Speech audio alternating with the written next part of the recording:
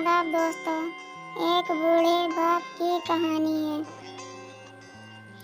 ये कहानी जो एक कविता के रूप में व्यक्त की गई है, वो कोई कविता नहीं है, बल्कि एक सच्ची घटना है।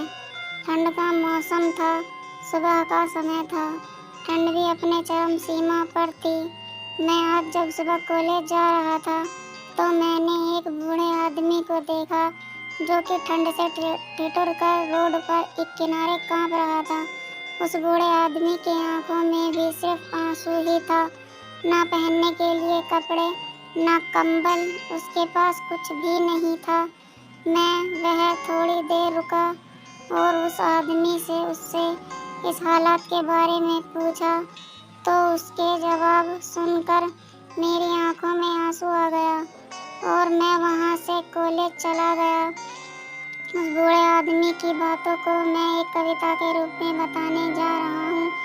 एक बार पढ़िएगा जरूर। आप भी जाने कि आज के बेटों की सोच किस तरह हो गई है। आज फिर से इंसानियत को मरते देखा है, जब एक बूढ़े बाप को ठंड में रोड पर ठिठुरते देखा है। ना जाने कैसे छोड़ देते हैं लोग अपने माँ बाप को। आज फिर एक जिंदगी को बेदर्दी से मरते देखा है। उसकी आंखों में आंसू थे, चेहरे पर एक चाहत थी, कुछ भेंट भी देनी थी। आखिरकार मैंने उससे पूछ ही लिया, बाबा तू यहाँ इतनी ठंड में क्यों लेटा है, अपने घर क्यों नहीं जाता? उसकी आंखों में आंसू आ गए, प्यार की झलक भी दिख रही थी। वह बोला, बेटा तेरे जैसा ही मेरा एक बेटा है, जिसको मैंने पलकों पर बिठाया था। प्यार तो खुद से भी ज्यादा किया था उसको, क्योंकि उसके ऊपर से उठा उसके माँ का जो साया था। मैं बाप होकर उसको एक माँ का भी प्यार दिया।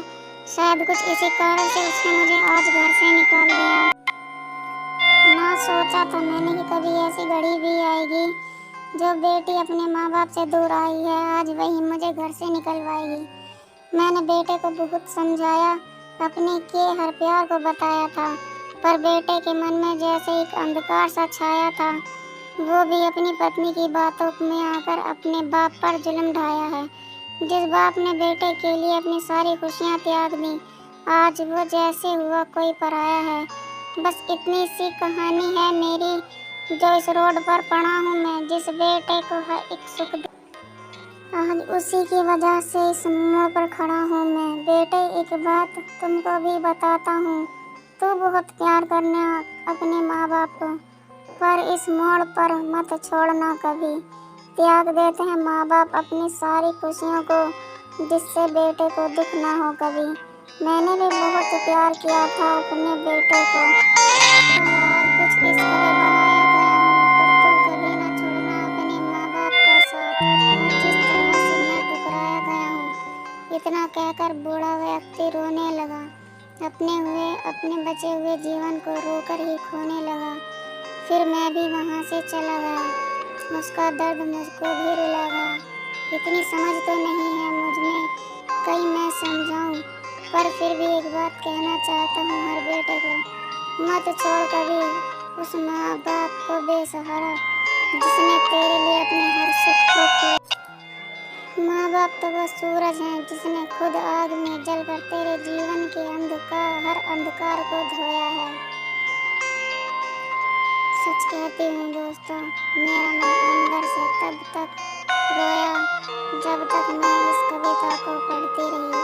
हम सब की बेटियों को माता पिता तो चाहिए, लेकिन सास ससुर किसी को नहीं चाहिए।